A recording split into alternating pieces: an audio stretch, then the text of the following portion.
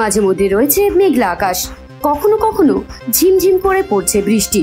তবে এই আবহাওয়ার কারণে সমুদ্রে মাছ ধরার উপর মৎস্যজীবীদের কোনো নিষেধাজ্ঞা জারি করা হয়নি, কিন্তু তা সত্ত্বেও সমুদ্রে মাছ ধরতে যেতে পারছেন না মৎস্যজীবীরা।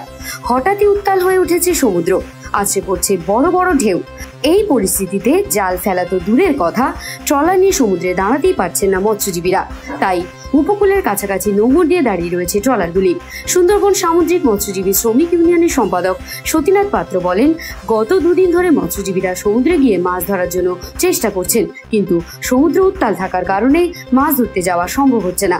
বর্তমানে ট্রলারগুলি সীতারামপুর, হরিপুর ও কেঁদুয়া দ্বীপের কাছে নোঙর করে দাঁড়িয়ে রয়েছে। তাই স্বাভাবিকভাবেই রথযাত্রার সময় ক্ষতির মুখে পড়ছেন মৎস্যজীবীরা। তবে সমুদ্র শান্ত হলে ভালো ইলিশ মাছ হওয়ার একটা সম্ভাবনা তৈরি হয়েছে। সমুদ্রের জলের নোনা ভাব অনেকটাই কেটে গিয়েছে, মিষ্টি জলের চাপ বাড়ছে, সমুদ্রে ইলিশ হওয়ার পুরোপুরি অনুকূল পরিবেশ তৈরি হয়েছে।